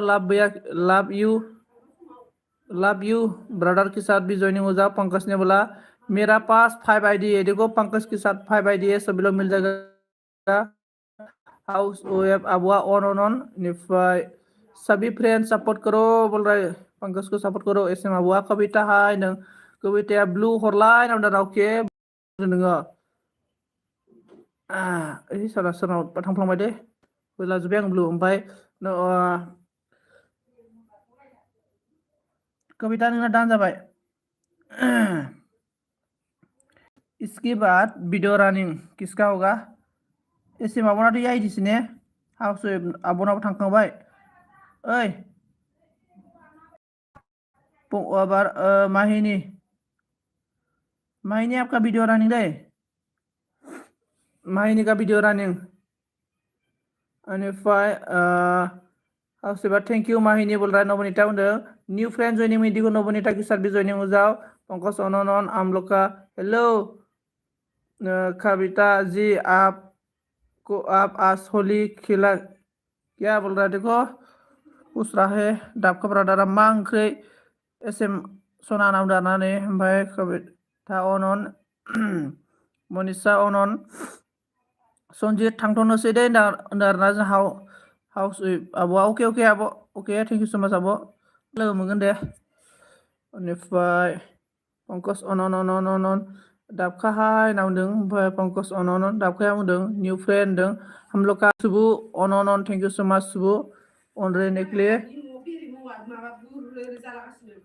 thank you Subu thank you house wife bye bye thank you okay आबो bye bye thank you so much फिर मिलेगा हाउस वाइफ आबो see you again house wife आबो।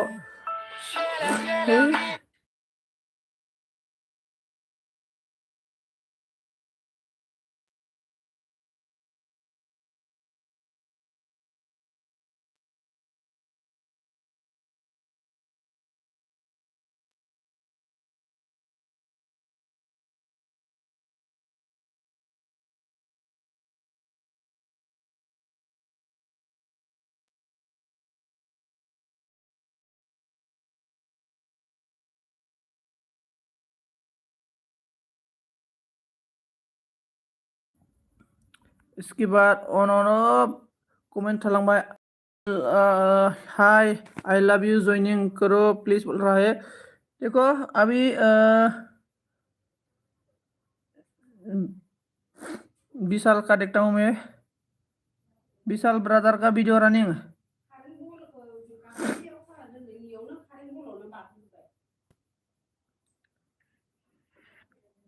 विशाल ब्रदर का वीडियो रनिंग आं कमेंट जायनि कमेंट को नुदों बेनिखौनो हरदों नै। मैं जिसका कमेंट पहले देखा है इसका वीडियो ये रनिंग करा है दोस्तों। जिसका कमेंट पहले देखा है इसका कमेंट है वीडियो रनिंग करा, इसलिए सभी लोग फास्ट कमेंट करो।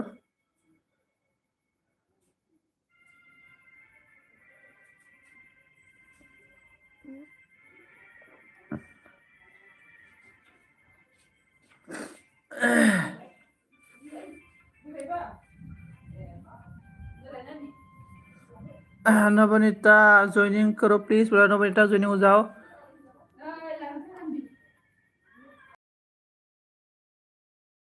ना आप भी ज्वाइन है मासे गरम जाखो दिनैलाय यू ब्रो मेरा एक कॉल आया है। Okay okay brother okay okay 11 जन दङ। विशाल ब्रदराव थांखोब्रा विशाल दुन्दुलु मनीषा अन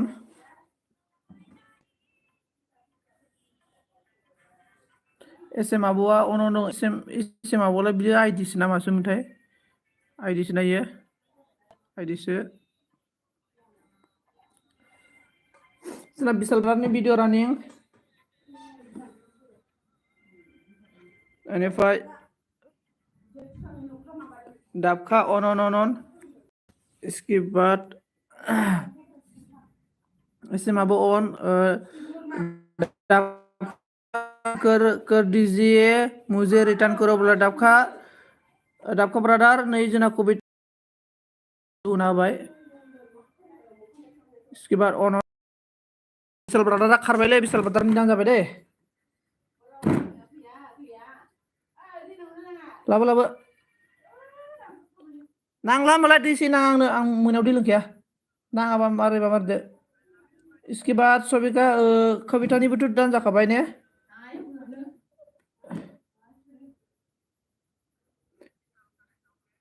मेरे को 181 करो बोला, आपका कितना हो गया देखता हूँ मैं। 181 होने। हाँ आपका वीडियो रनिंग। दीपिका का वीडियो रनिंग। शॉर्ट वीडियो है आपका, देखो short video, only short video, एक वीडियो देखता हूँ मैं। शॉर्ट वीडियो मैं नबनीता ने हरनोसै, ओमफ्राय इननि उनाव रावनोबो हरलाला। माई का भी दान हो गया ना, और माई हरबाय ना। पंकज का तो ऑलरेडी मैं सभी दे दिया पंकज ब्रदर, आप जो मुझे दिया था ना वो इनने मैं भी आपको दिया है। देखो इसका देव का इतना, दीपिका का इतना शॉर्ट, ओनली शॉर्ट वीडियो है। आपका तो शॉर्ट वीडियो 2 रनिंग हो गया। 3.3K व्यू आया था ना, वो वाला वीडियो रनिंग किया था मैं। ब्रदर ब्रदर ब्रदर या सिस्टर है, हाँ दान दे दिया। लं लं भिडिअ होनांगौ।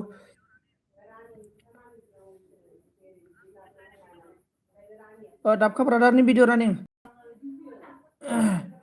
दाबखा ब्रादार का भिडिअ रानिं।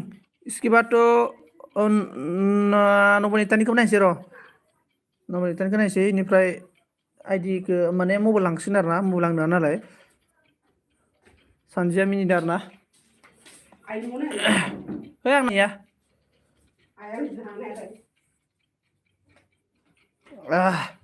गवा माने करुणा बोल रहा है।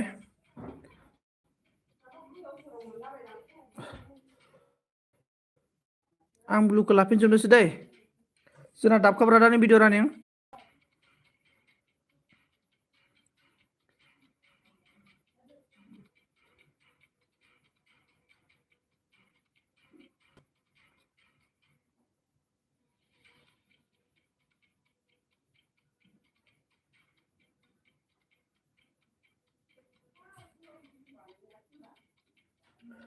दाबखा ब्रादारनि भिडिअ रानिं।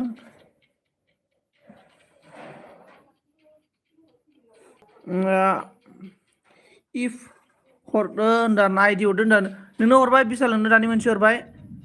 ओमफ्राय दायो मबाइला लांसिनसै आरो ना। ओमफ्राय करुणा साबधान, करुणा आपको साबधान किया है। और मा होनना बुंगोन, नबनीता करुणा साबधान। ओमफ्राय पंकज अन thank you so much on रहने के लिए। इसके बाद विशाला बुंबाय पंकज ज्वाइनिंग हो जाओ ब्रो बोल रहा है, पंकज ज्वाइनिंग होने के लिए बोल रहा है विशाल ने। लाभाई मोनिशा ने बोला, मोनिशा ने क्या बोला, कहाँ चल गया सब मालूम नहीं। हम लोग का फुल वीडियो था ब्रदर ने, दाबखा का ब्रदर का फुल वीडियो वॉच करके डान किया है मेरे को, फुल वॉच। ससे लगासिनो नालाय 2 मिनिट 11 मन आरोना सेकेंड। इसके बाद सोर पार्सेंट कौन आईडी नहीं मिला था बोलो। नबनीता नबनीता नबनीता किधर गया नबनीता। सांजी नोंनो हरखानायसैलै, सांजीनि आईडी गैया, सांजी के लिए आईडी नहीं है, सांजी को मैं ऑलरेडी दे दिया है आईडी। सांजी नोंनो गोदोनो हरखानाय आङो। फाग्ला ब्लुखौ लाफिनबाय आरोना आं, माने एलबि दोनखासिगोन, ब्लु लाफिनबाय ओंखायनोथ'।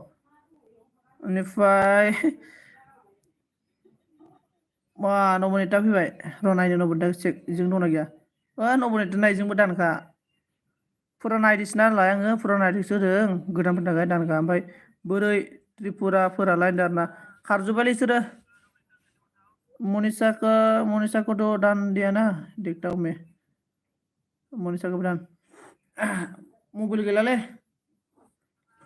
दोस्तों। आईडी तो मैं जो मिला है मिल गया, लेकिन कल देगा, मतलब आज मोबाइल लेके चला गया। मेरा पास एक ही मोबाइल है, वो एक मोबाइल लेके भाग गया मोबाइल मालिक ने।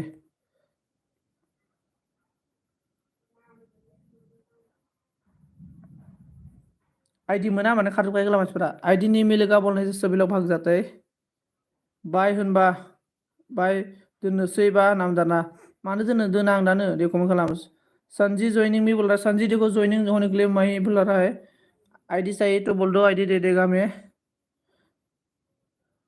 आं सानजिना एथ' गोबाव थायो बा ओमफ्राय सानजि आंनाव थाया नोङो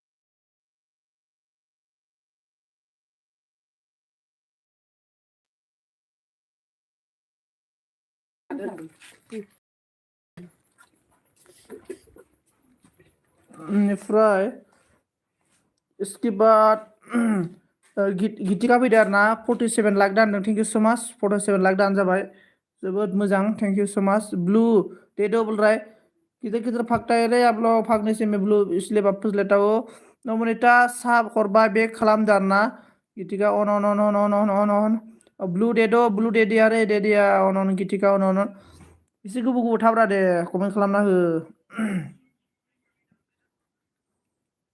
गितिका हाय हाय नों जों दे गाबोन होगोन एग्जाम मोनाखै गाबोन होगोन दे माने मोबाइल लेके भाग गया रे मोबाइल मालिक मेरे पास अभी एक ही मोबाइल है थैंक यू कविता मा खालामदों नोंनो गितिकाया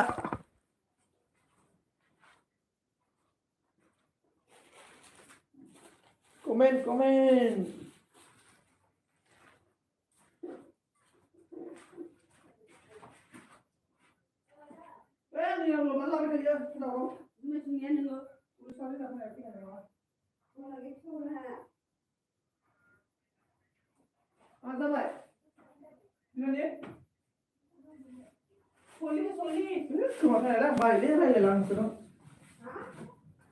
दिमाग खराब सब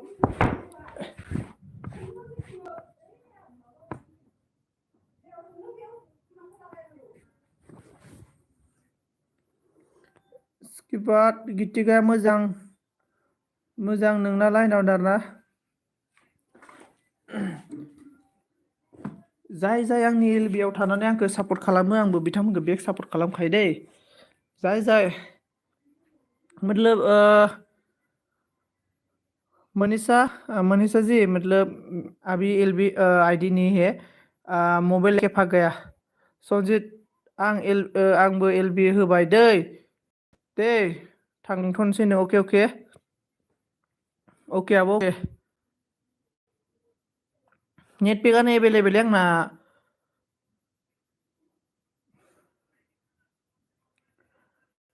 दीपिका मोबाइल के भाग गया मैं ऑन थैंक यू जो पर्सन मेरा में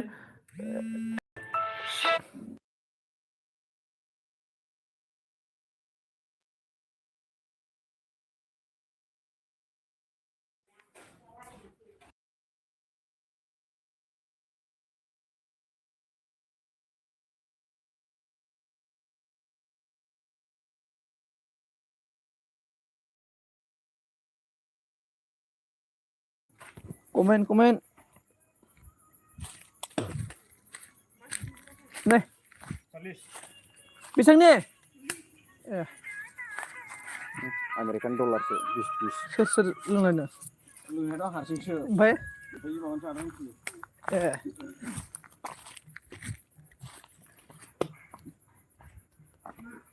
थेंक इउ सो माच नबनिता आं नोंनो आगोलावनो फुल आइडि हरखाजोबनाय दे नोंनो सोलायदों ना मादोंमोनथाय आङो फेन आइडि हरखानायखा ओमफ्राय मबाइला लाना खारबाय आरो ना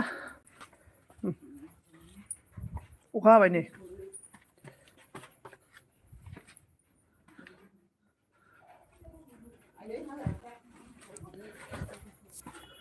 तामां अखा हागोन नामाब्रा अखा खोरोमलाबायदों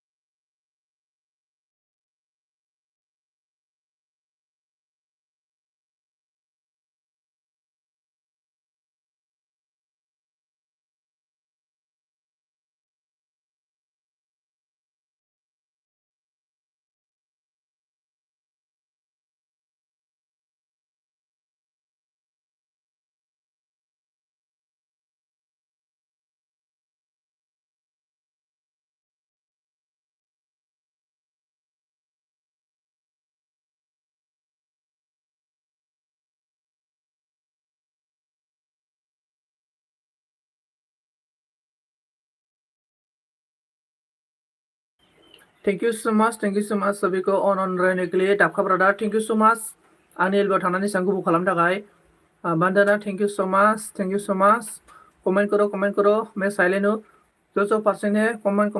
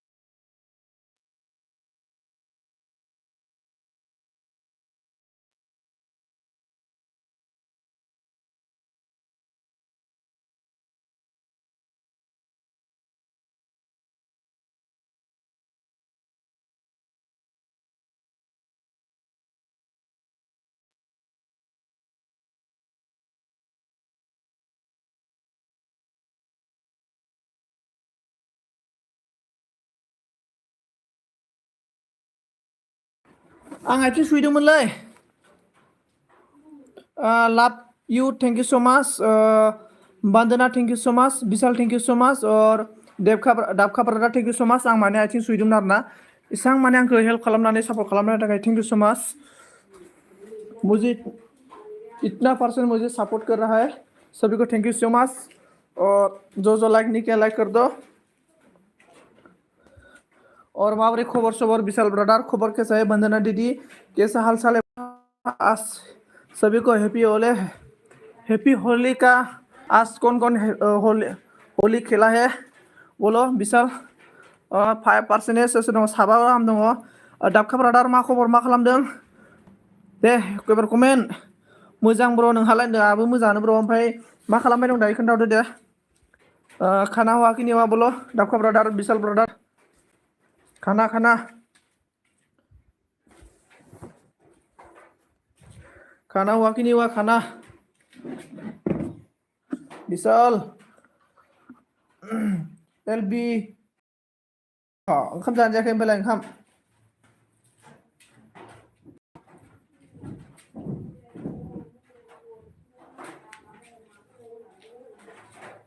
Bandana on thank you so much Bandana on Renegade thank you so much इसके बाद हम लोग का मोजां दारा जोंना ओमफ्राय जायाखैनो दारा अके बेनिफ्राय दाबखा ब्रादारा मोजाङानो दङ on thank you so much Bandana on thank you so much इसके बाद हम लोग का डीबी सानसेयाव खैबार एलबी होयो नों होनदों आरोना सानसेयाव खननै होयो फुङाव खनसे बेलासियाव खनसे इसके बाद लाइक खालामदो 49 लाइक खालामना होदो 49 लाइक कर दो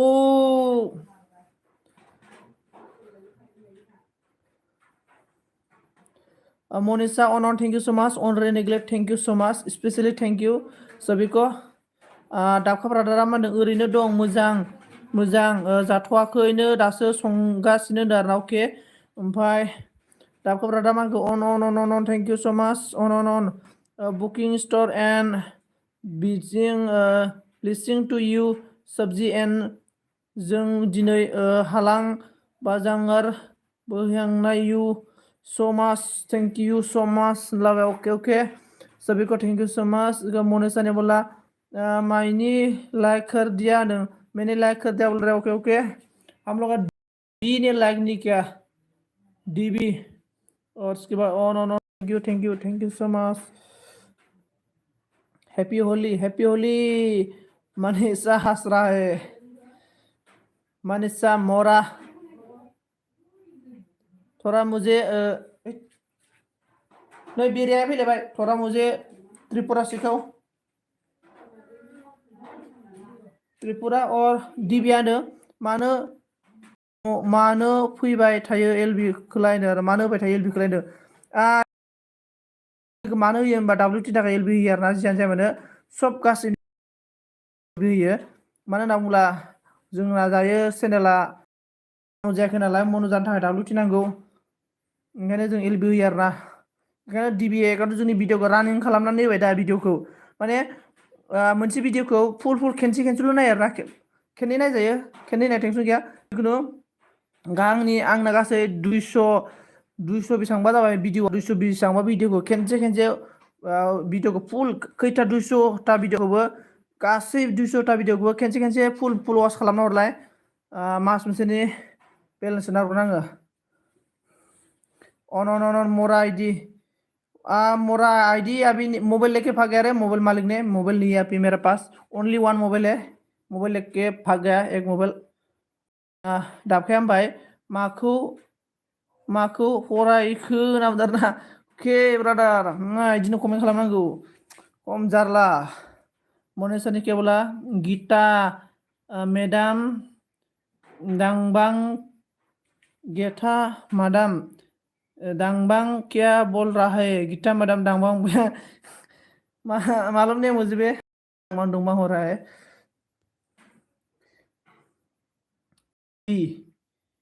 डीबी हम लोग डीबी बोरो ने on thank you on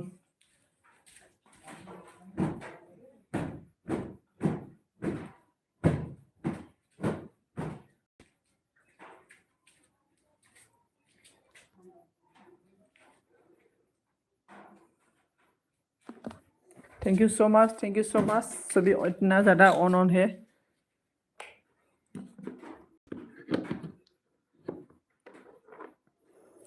now brother फैबाय जोंना thank you so much brother now brother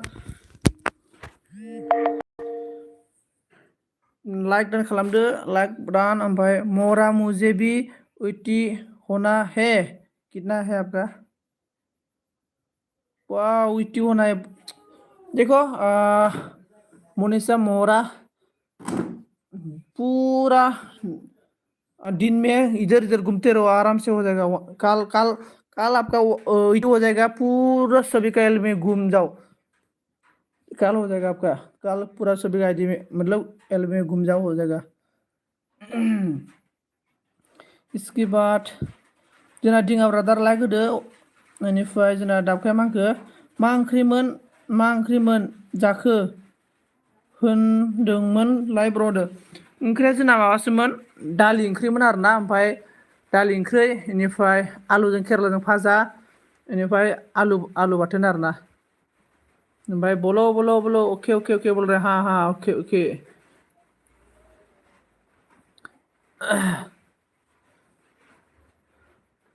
hello okay आज मेरा ना पूरा नेट पैक अवेलेबल आज वन डे आज के लिए मेरा नेट पैक आज मतलब पूरा ऑफर है मतलब मैं आज कितना भी नेट यूज़ करो ना कभी बंद मतलब रात का 12 बजे तक मेरा नेट पैक ख़त्म होगा। अभी मैं कम से कम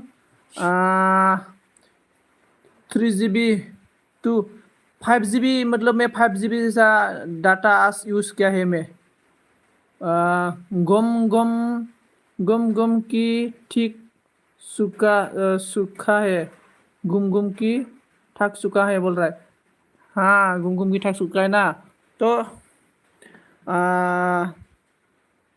गुम की ठक सूखा है ना आप तो आपका आप एलबी में आप मिल जाएगा। अभी मैं आपको कैसा सिखाएगा मुझे हिंदी बोलने नहीं अच्छा से नहीं आता है आपका मेरा पास आपका मोबाइल नंबर होने से मतलब मोबाइल में बात करके ऐसा ऐसा करो बोल सकता था। बिंदिया ने बोला कमेंट हाँ गाइस गोथाव दे ब्र होनदों अके गोथाव ब्र नोंसाबो गोथाव जागोन खोमा ब्र थांबाय नामा आइमोना मालाबा उन्दुजोब्बाय नामा थांजोब्बाय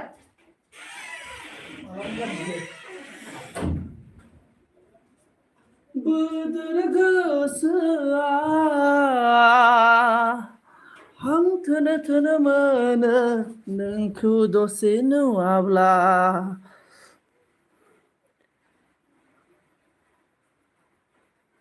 on thank you so much हां थोनो मोनो नोंखौ दसे नुवाब्लानो नोंनि महरा बोदोर गोसोआ हां थोनो मोनो नोंखौ दसे नुवाब्ला हाबेंनि दरबारनि समायना नोंनि महरा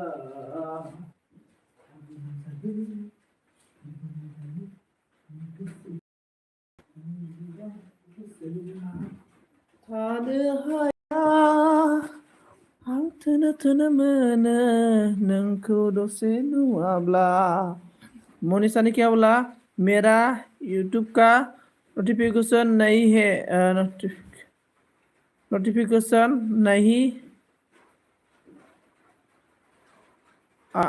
आ रहा है पता नहीं क्या हुआ ओ नोटिफिकेशन नहीं आ रहा है ना तो यूट्यूब में सर्च करके देखो नोटिफिकेशन बंद हो रहा है आपका हिंदी में आराम से मिल जाएगा अच्छा वीडियो।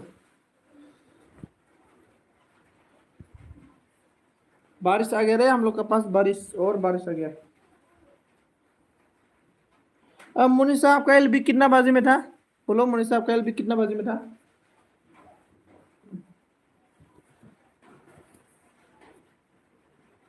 मुनीसा आपका एलबी कितना बाजी में था